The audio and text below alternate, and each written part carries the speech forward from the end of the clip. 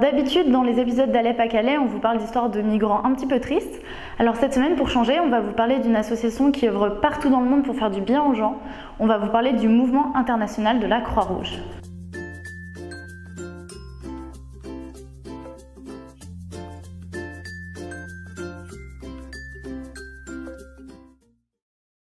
Alors si vous voyez ça, ça ou ça, eh ben, c'est le même mouvement. Alors ce mouvement, qu'est-ce que c'est? Il est parti d'où et comment est-ce qu'il s'organise? On vous dit tout de suite. Alors ce mouvement a été créé par une personne vraiment très importante, Henri Dunant. Alors Henri Dunant, c'est un médecin qui, au cours d'un voyage d'affaires en Italie, a été témoin de la bataille de Solferino le 24 juin 1859. Et en fait, il a été bouleversé par les dégâts humains de la bataille et il a voulu apporter assistance et protection aux soldats, même s'il n'était pas médecin. Le mouvement international de la Croix-Rouge est formé de 3 composantes. Alors il y en a beaucoup plus, mais ici on a décidé que vous parlez des 3 majoritaires. Le CICR, le Comité international de la Croix-Rouge, c'est le gardien du droit international humanitaire et donc il est appelé seulement en cas de conflit armé.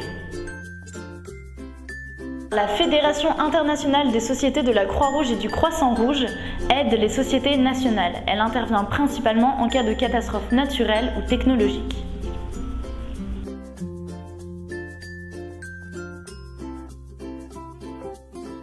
Les sociétés nationales, c'est le mouvement de la Croix-Rouge représenté à l'échelle d'un pays.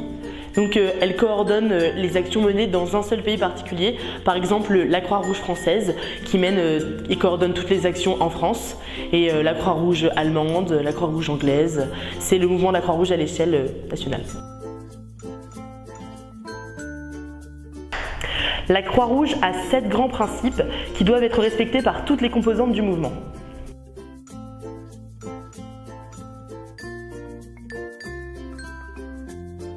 Pour vous donner une meilleure idée des actions concrètes que le mouvement de la Croix-Rouge il peut effectuer sur un terrain, on a accompagné une équipe dans le camp de la Linière à Grande-Synthe pendant un week-end afin de comprendre un peu ce qu'ils peuvent mettre en place, quels moyens ils ont et ce qu'ils font concrètement. Alors avant de vous expliquer plus précisément ce qu'on a pu faire pendant ce week-end, je vais vous refaire un petit topo sur le camp. Il faut savoir qu'il se situe dans le nord de la France, juste ici. Il a été créé en mars 2016. Il est à présent géré par l'État en la présence d'une association qui s'appelle l'AFEJ.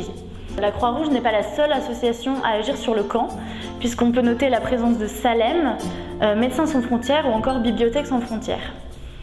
Le camp compte à peu près 1300 réfugiés, majoritairement kurdes, irakiens et iraniens.